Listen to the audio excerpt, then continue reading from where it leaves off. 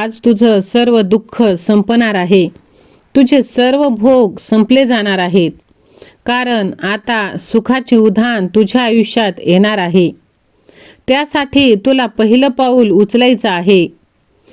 पहिलं पाऊल तो म्हणजे स्वतःवर प्रेम करणं. तू बऱ्याचदा दुसऱ्यांचा विचार करतोस आणि स्वतःकडे दुर्लक्षित करतो. पण तू बघ, सकाळी उठ आणि स्वतःला म्हण, मी सक्षम आहे, मी खास आहे, मी स्वामींचा लाडका भक्त आहे. बघ, तुझ्यामध्ये एक वेगळीच शक्ती संचारणार आहे आणि ती तुला एकदम चांगलं बनवणार आहे. त्यासाठी स्वतःवरती विश्वास ठेव आणि पॉझिटिव्ह राहा. स्वतःसाठी तू आयुष्य जगायला शिक. कारण कठीण काळात सुद्धा जो साथ देतो तो दुसरं कोणी नाही तर आपण स्वतः. खुश राहण्यासाठी पैसा लागत नाही, दुसरी कोणती व्यक्ती लागत नाही. आहे त्या परिस्थितीमध्ये आपण आनंदी राहू शकतो. कधीही कोणाकडूनही कोणतीही अपेक्षा ठेवायची नाही, कारण अपेक्षाभंगाचा त्रास जास्त होतो. आहे त्यामध्ये आनंदी समाधानी राहायला शिका. स्वतःवर विश्वास कायम ठेवा. स्वतःवर प्रेम करा. स्वतःचे लाड पुरवा. स्वतःला वेळ द्या. स्वतःला पॅम्पर करा. भूतकाळ भविष्यकाळाचा विचार करत वर्तमान वाया घालवू नका. वर्तमानात जगा, त्यामध्ये आनंद शोधा. सर्वच गोष्टीमध्ये जास्त भावनिक होऊ नका, तर जीवनात वास्तव सत्याचाही स्वीकार करा. त्यातच समाधान आहे. ज्या व्यक्तीमुळे तुम्हाला मानसिक त्रास होतो त्यांच्या संपर्कात राहू नका. दूर व्हा अशा निगेटिव्ह लोकांपासून. स्वतःला नेहमी तुमच्या आवडीच्या कामात गुंतवा. यशस्वी होण्यासाठी प्रयत्नशील राहा. दुसरे आपल्याबद्दल काय विचार करतात हा विचार करत जर तुम्ही राहिलात तर तुम्ही कधीच आनंदी होऊ शकणार नाही.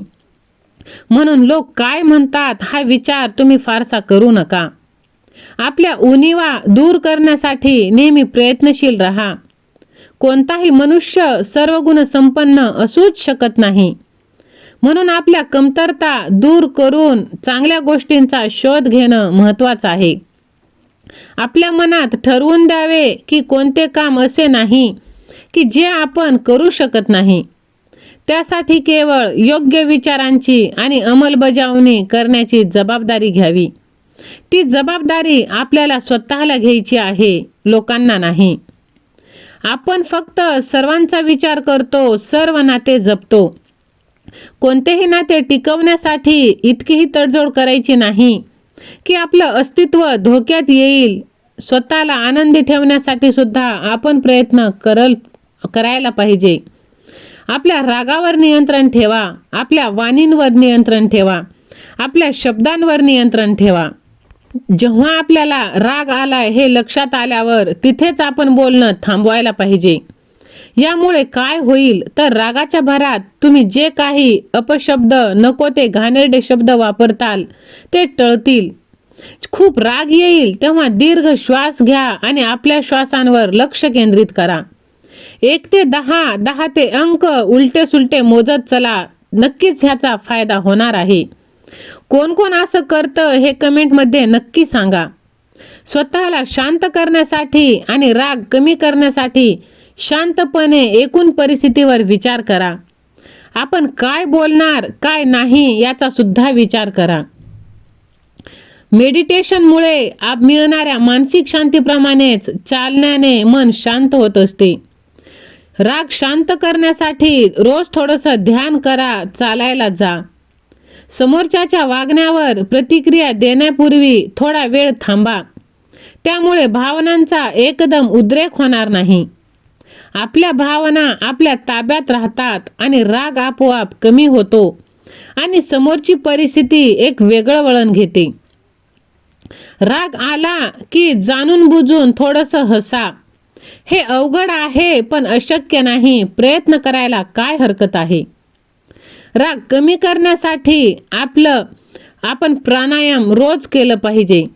होय मित्रांनो, जेव्हा तुम्हाला राग येईल तेव्हा तुम्ही भगवंताचे नामस्मरण करा. पहा, नक्कीच ह्याचा फायदा होईल. काही गोष्टीमध्ये आपल्याला बदल हा करावाच लागतो. तो बदल केल्याशिवाय आपल्या आयुष्यात बदल होणार नाही, हे तुम्ही लक्षात ठेवा. मित्रांनो, आयुष्य जगण्याचा सोपा नियम आहे थोडा वेळ काढून स्वतःसाठी जगणं. जे आपल्यासोबत होऊ नये असे वाटते ना ते दुसऱ्यांसोबत करूच नये. ना कुणाशी स्पर्धा असावी, ना कुणाचा द्वेष, ना कुणाच्या पुढे जाण्याची आकांक्षा, ना कुणाला कमी लेखण्याची चूक.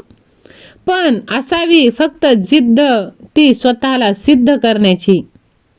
आयुष्यातील कुठली भेट शेवटची ठरेल हे सांगता येत नाही. म्हणून घेतला जाणारा निरोप असा घ्या की त्याने फक्त चेहऱ्यावर हसूच उमलेल. जिथे आपली कदर नाही तिथे जायचे नाही. जे आपल्याला पचत नाही ते खायचे नाही. ज्यांना खरे सांगितल्यावर राग येतो त्यांना सांगत बसायचे नाही. आणि जे एकदा नजरेतून उतरलेत त्यांचा विचार कधीच करायचा नाही. दिगंबरा दिगंबरा, श्रीपाद वल्लभ दिगंबरा. सहमत असाल तर कमेंट बॉक्समध्ये श्री स्वामी समर्थ असे टाईप करा. व्हिडिओला लाईक करा, चॅनलला सबस्क्राईब करा, हा संदेश आपल्या प्रियजनांना शेअर करा. दुःखात जे साथ देतील त्यांना कधीच विसरायचं नाही. संकटे कितीही आली तरी आपल्या ध्येयापासून लांब जायचं नाही. आपली चूक असेल तर मान्य करायची आणि त्यासाठी आपल्या जवळचे कान उघडणी करत असतील तर निमूटपणे ऐकून घ्यायचं.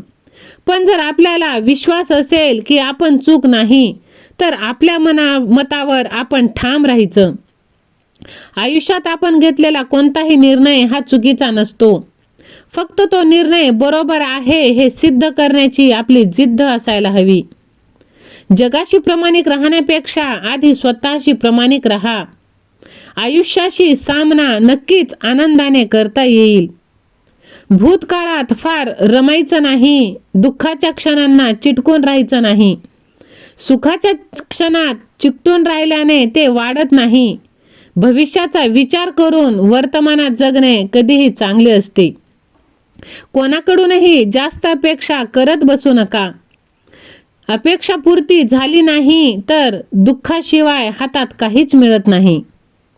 आपल्याला काय हवे आणि काय नाही यावर लक्ष केंद्रित करा आणि जे आपल्याला हवं आहे ते मिळाल्याशिवाय माघार घ्यायचं नाही. कारण जीवनात ध्येय असणे आणि त्या ध्येयपूर्तीसाठी वेडे असणे खूप महत्त्वाचं आहे. आनंदी आयुष्य जगायचं असेल तर दोन गोष्टी विसरा. एक म्हणजे इतरांसाठी तुम्ही चांगले काय केले आणि दुसरे म्हणजे इतरांनी तुमच्याबरोबर काय वाईट केले. दिगंबरा दिगंबरा, श्रीपाद वल्लभ दिगंबरा. श्री स्वामी समर्थ. जय जय स्वामी समर्थ. स्वामी माऊली तुमच्या सर्व चांगल्या इच्छा पूर्ण करोत हीच स्वामींचरणी मनापासून प्रार्थना. आजचा संदेश तुम्हाला कसा वाटला हे तुम्ही कमेंट करून नक्की मला कळवा. कारण तुमच्या एका कमेंटने, एका लाईकने मला अजून प्रेरित करत असतं असे छान छानसे व्हिडिओ बनवण्यासाठी.